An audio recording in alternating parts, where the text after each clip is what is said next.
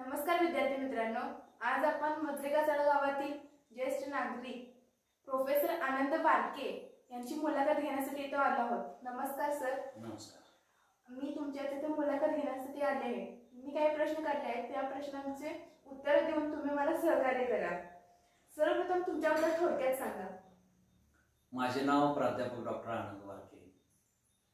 माझं शिक्षण MA BEd set आणि PhD पर्यंत झालेलं आहे। MA आणि PhD मी मराठी विषयातून केलेली आहे आणि सध्या मी बिद्री या ठिकाणी असणाऱ्या दूध साखर महाविद्यालयामध्ये मराठी विषयाचा प्रोफेसर म्हणून काम करत आहे। तुम्ही हे क्षेत्र का निवडलं? तर माझ्या या क्षेत्राबद्दल जर सांगायचं झालं तर आम्ही ज्यावेळी मॅट्रिक झालो म्हणजे 10वी झालो तो काळ साधारणपणे 80चा काळ होता। या 80च्या काळामध्ये 10वी झालेली मुलं जी आहेत ती विशेषतः कोल्हापूर या ठिकाणी असणाऱ्या ITI या ठिकाणी जायची। तिथं 6 महिन्याचा वर्षाचा कोर्स केला की त्यांना थोडे जॉब जे आहेत ते मिळायचे।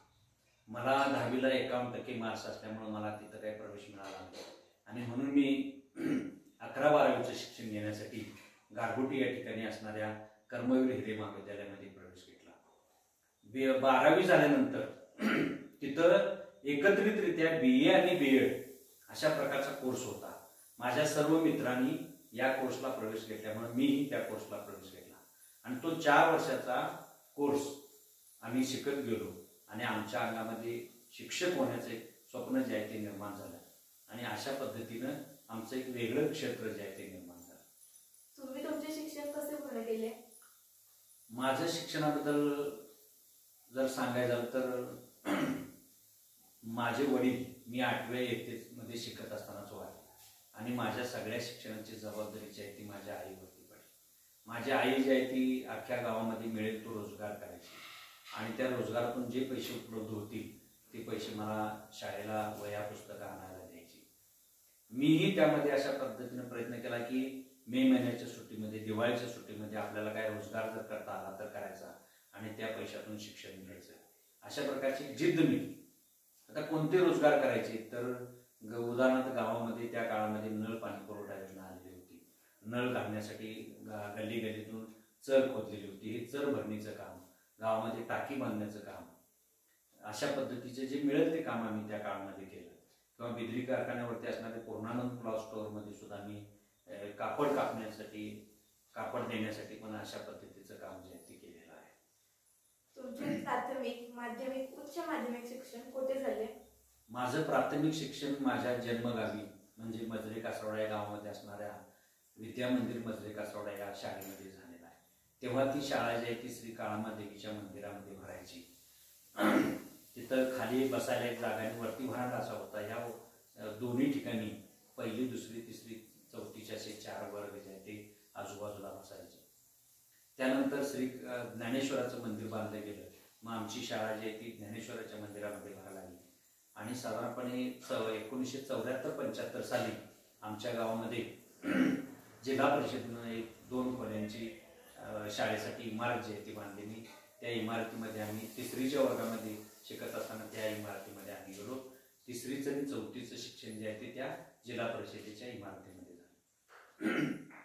माध्यमिक शिक्षण 4थी झाल्यानंतर 5वी ते 10वी पर्यंत शिक्षण आमच्याच गावी असणाऱ्या श्री शाहूकुमार भवन कासारवाडा या माध्यमिक विद्यालयामध्ये झालं आणि उच्च माध्यमिक शिक्षण मगाशी मी सांगितलं त्या पद्धतीनं गारगोटी या ठिकाणी असणाऱ्या कर्मवीर हिरे महाविद्यालयामध्ये झालं।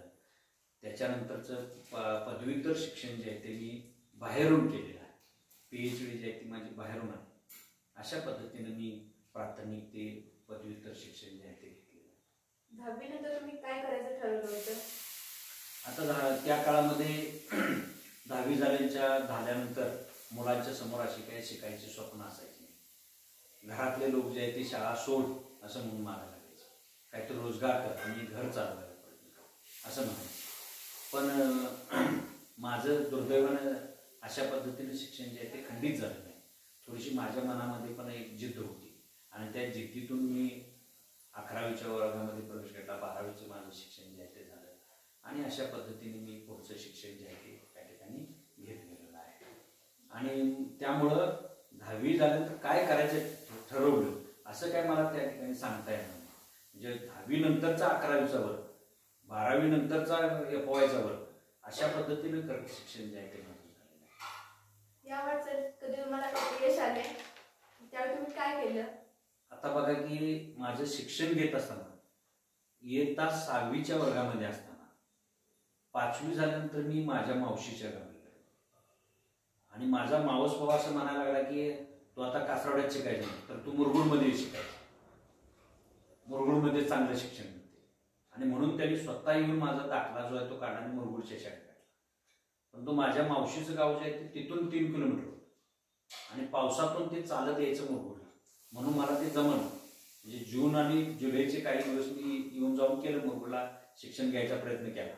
पण येताना उशिरा यायचं शाळेत, त्यामुळं एखादा तास माझा चुकायचा आणि काय शिक्षण झाले ते मला त्या ठिकाणी कळायचं नाही. मग ते काही कारणास्तव मी माझ्या गावी आलो आणि गावी आल्यानंतर मी माझ्या गावच्या शाळेतच गेलो.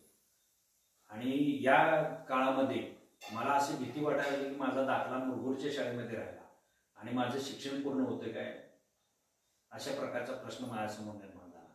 मग माझी आई जी आहे ती आमच्या गावामध्ये असणाऱ्या विष्णू गुजरे नावाच्या व्यक्तीकडे जायला, ते मुरगुडला कामावरती होते आणि त्यांना सारखी विनंती करायची की याचा मुरगुडच्या शाळेतून दाखला तेवढा काढला. त्यांनी तो दाखला स्वतःची फी भरून, स्वतःकडे फी भरून त्यांनी तो दाखला आणला आणि कासरवाडा हायस्कूलमध्ये परत घातला. अशा पद्धतीनं मला तिथं जरासं अपयश शिक्षणासाठी येते का वाटायला होतं, परंतु त्याच्यावरती अशा पद्धतीने या लोकांच्या मदतीने मी मात केली. आणि नोकरीच्या बाबतीमध्ये मला सुद्धा अशा प्रकारचा अपयश आला. मी सांगितलं की कासारवाडच्या श्री शाहूकुमार भवन या शाळेमध्ये 90, 91, 91, 92 या काळामध्ये मी सहाय्यक शिक्षक म्हणून काम करत असताना तिथली विद्यार्थी संख्या जी आहे ती कमी झाली आणि तुकडी गेल्यानंतर मला तिथून बाहेर पडावं लागलं. हे मला थोडंसं अपयश आलेलं होतं. परंतु त्यामध्ये त्या शाळेमध्ये असणारे मुख्याध्यापक माननीय R.H. पाटील सर, त्या काळामध्ये तिथं असणारे शिक्षक माननीय M.K. सर, गुळवणे सर आणि तिथल्या सगळ्याच शिक्षकांनी मला पुढचं शिक्षण घ्यायला प्रेरणा दिलेली होती. आणि दरम्यानच्या काळामध्ये मी पुढचं शिक्षण घेतलेलं होतं आणि पुढच्या कॉलेजच्या शिक्षकाच्यासाठी मी पात्र झालेलो होतो. आणि या पडझडीमध्ये मला त्या काळातल्या शिक्षकांनी फार मोठा आधार दिला, मानसिक आधार दिला, आर्थिक प्रकारचा आधार दिला. आणि मग मी दिल्लीच्या दूधसागर महाविद्यालयामध्ये मराठी विषयाचा प्रोफेसर म्हणून काम करायला लागलो. तुमच्या या वाटचालीत तुमची प्रेरणास्थान कोण, तुम्हाला कोणी मदत केली? मला असं वाटतं की माझे शिक्षक जे होते प्राथमिक शाळेपासून माध्यमिक शाळेमध्ये असणारे, कॉलेजमध्ये 11, 12वीला शिकवाय असणारे, सिनियर कॉलेजला शिकवाय असणारे, ती सगळी माझी प्रेरणास्थान आहे. सांगायला गेलं तर मग अशी मी म्हटलं त्या पद्धतीनं प्राथमिक शाळेमध्ये गोजारे गुरुजी होते, कांबळे सर होते, बोरड्याचे घोगरे गुरुजी होते. यांनी आम्हाला शिकायला त्या काळामध्ये मोठी प्रेरणा दिली. त्याचबरोबर हायस्कूलमध्ये गेल्यानंतर तिथले मुख्याध्यापक R.H. पाटील सर असतील, गुळवणे सर असतील, लोहार सर असतील, वडगावकर सर असतील, गणित शिकवणारे R.D. पाटील सर असतील, याचबरोबर मालक सर चित्रकलेचे असतील, M.K. सर असतील, शिस्तीचे, त्यांच्याकडे चांगल्या प्रकारची शिस्त होती. या सगळ्यांचे गुण जे आहेत ते आम्ही शिकतानाही शाळेमध्ये हायस्कूलमध्ये शिक्षक म्हणून शिकतानाही आमच्यामध्ये रुजवलेले होते. आणि तिथंही मी 2 वर्ष शिक्षक म्हणून काम केल्यामुळं या सगळ्या लोकांच्या शिक्षकांच्या गुणांचं अवलोकन मी केलेलं होतं आणि ते अवलोकन माझ्यामध्ये समाविष्ट करून मी गेली 33 वर्ष शिक्षक म्हणून काम करत आहे. तुम्हाला या नोकरीत आनंद वाटतो का? अर्थातच. म्हणजे जी वेगवेगळ्या प्रकारची नोकरीची क्षेत्र आहेत त्या नोकरीच्या सगळ्या क्षेत्रामध्ये शिक्षकाची नोकरी करणे ही अत्यंत भाग्याची गोष्ट आहे आणि आनंदाची अशा प्रकारची गोष्ट आहे. याला कारण काय तर आज आपण बघतो की वेगवेगळ्या क्षेत्रामध्ये जी सरकारची वेगवेगळी क्षेत्र जे आहेत आणि सरकारी नोकऱ्या जे आहेत त्या नोकऱ्यांच्यामध्ये विविध ठिकाणी भ्रष्टाचार चाललेला असतो. परंतु शिक्षण आणि शिक्षक हे अशा प्रकारचे एक क्षेत्र आहे की तिथं कुठल्याही प्रकारचा भ्रष्टाचार जो तो होत नाही. आणि त्यामुळं आम्ही भाग्यवान आहोत. आमच्या आईवडिलांचे, गुरुजनांचे आम्ही आभार मानतो आहोत की आम्ही या क्षेत्रामध्ये आलो आणि त्यामुळं अजूनही आम्हाला मोठ्या प्रकारचा आनंद जो आहे तो होतो आहे. तुम्ही तुमच्या शाळेत कोणकोणते उपक्रम वापरता? मी माझ्या विद्यार्थ्यांना शिकवत असताना सुंदर हस्ताक्षर असेल, त्यांना चांगलं कसं बोलता येईल त्यासाठी वक्तृत्वाच्या स्पर्धा असतील, मुलींना चांगलं कौशल्य शिकावं म्हणून रांगोळीसाठी स्पर्धा असतील, अशा वेगवेगळ्या प्रकारच्या स्पर्धा आम्ही ज्या आहेत त्या आयोजित करत असतो. एखादा निबंध त्या मुलांना लिहिता यावा यासाठी प्रयत्न करत असतो, एखादं गाणं त्यांना म्हणता यावं यासाठी प्रयत्न करत असतो, एखादं वाद्य त्यांना वाजवता यावं यासाठी प्रयत्न करत असतो, खेळामध्ये त्यांना भाग घ्यायला आम्ही भाग पाडत असतो. आता गेल्या 2-3 वर्षापासून आम्ही गौरी गणपतीच्या गीतांची स्पर्धा सुद्धा आमच्या महाविद्यालयामध्ये ठेवतो. या गाण्यांच्या माध्यमातून मुली ज्या आहेत त्या आपली महाराष्ट्राची देशाची संस्कृती जी आहे ते टिकवून ठेवतात. या अशा प्रकारचे वेगवेगळे उपक्रम राबवून आम्ही विद्यार्थ्याच्या व्यक्तिमत्वाचा विकास करण्याचा प्रयत्न करत असतो. पूर्वीचे विद्यार्थी व आत्ताचे विद्यार्थी यांच्यात काय फरक आहे असं तुम्हाला वाटतं? तर हा चांगला प्रकारचा प्रश्न आपण विचारलेला आहात. तर पूर्वीचा विद्यार्थी जो आहे तो शाळेमध्ये 4 भिंतीच्या आत शिकत होता. शिक्षणाचे माध्यम म्हणजे पुस्तक आणि अध्यापन शिक्षकांच्याकडून जेवढं शिकवलं जाईल, पुस्तकामध्ये जेवढं वाचलं जाईल याच्यावरतीच तो अवलंबून असायचा. आणि एवढ्यावर अशा पद्धतीने शिकत असताना त्याच्या मनाची एकाग्रता फार असायची. आज काय झालेलं आहे की टेक्नॉलॉजी तंत्रज्ञान जे आहे ते वाढलेलं आहे आणि त्या तंत्रज्ञानाचा एक परिणाम म्हणून मोबाईल सारखा एक हँडसेट जो आहे तो मुलाच्या हातामध्ये आलेला आहे. आपण बघाल की अगदी 1-2 वर्षाच्या मुलाच्या हातामध्ये सुद्धा मोबाईल असतो ते, आणि मोठ्या माणसांच्या हातात तर रात्री झोपेपर्यंत मोबाईल जातो, झोपल्यानंतरच तो मोबाईल बाजूला होतो. अशा पद्धतीने ह्या मोबाईलनं संस्कारित झालेली ही पिढी जी आहे ती आता वर्गामध्ये येते आहे. असा एक बदललेला विद्यार्थी जो आहे तो आता वर्गामध्ये येतो आहे. म्हणजे पूर्वीच्या विद्यार्थ्यांमध्ये आणि आजच्या विद्यार्थ्यांमध्ये, पूर्वीच्या शिक्षणामध्ये आणि आजच्या शिक्षणामध्ये अशा प्रकारचा बदल झालेला जो आहे तो आपल्याला पाहायला मिळेल. आता पूर्वीच्या विद्यार्थ्याला शिकवण्यापेक्षा आजच्या विद्यार्थ्याला थोडा अभ्यास करून शिकवावा लागतो, कारण त्यानं ते अन्य माध्यमातून, टीव्हीच्या माध्यमातून, इंटरनेटच्या माध्यमातून, मोबाईलच्या माध्यमातून, रेडिओच्या माध्यमातून, सगळ्या गोष्टी जे डिजिटल फलकाच्या माध्यमातून, जाहिरातीच्या माध्यमातून सगळं जे आहे ते अभ्यासलेलं असतं. याच्यापेक्षा त्याला काहीतरी वेगळ्या पद्धतीने शिकवायचं असतं आणि यामुळं शिक्षकाला चांगल्या प्रकारचा अभ्यास जो आहे तो अगोदर करायला लागतो. अशा प्रकारचा अभ्यास करूनच आम्ही या ठिकाणी अध्यापन जे आहे ते करत असतो. या पद्धतीनं तुम्हाला पूर्वीच्या शिक्षणामध्ये आणि आजच्या शिक्षणामध्ये, पूर्वीच्या विद्यार्थ्यांमध्ये आणि आजच्या विद्यार्थ्यांमध्ये फरक असलेला दिसून येतो. आजकालची पिढी व्यसनाधीन खूप होत आहे असं सगळे म्हणतात, वाईट मार्गाला जाते, आजकालची मुलं ही बेशिस्त होत आहे, याबद्दल तुमचं मत काय? आता आपण मगाच्या प्रश्नामध्ये त्याचं उत्तर जे आहे ते या पद्धतीने बघितलेलं आहे की ही पिढी जी आहे ती व्यसनाधीन का व्हायला लागलेली आहे. तर त्यांना शिक्षण काय आहे, शिक्षण कशासाठी घ्यायचं आहे, आपल्या जीवनामध्ये शिक्षणाला महत्त्व असावं याची जाणीव जी आहे ती थोडीशी राहिलेली आहे. कोरोना नंतरच्या काळामध्ये त्यांना असं वाटायला लागलं की आम्हाला पुस्तकाचा अभ्यास करायची गरज आहे, आम्हाला वाचायची काही गरज नाही, आम्ही आपोआपच पास होत असतो.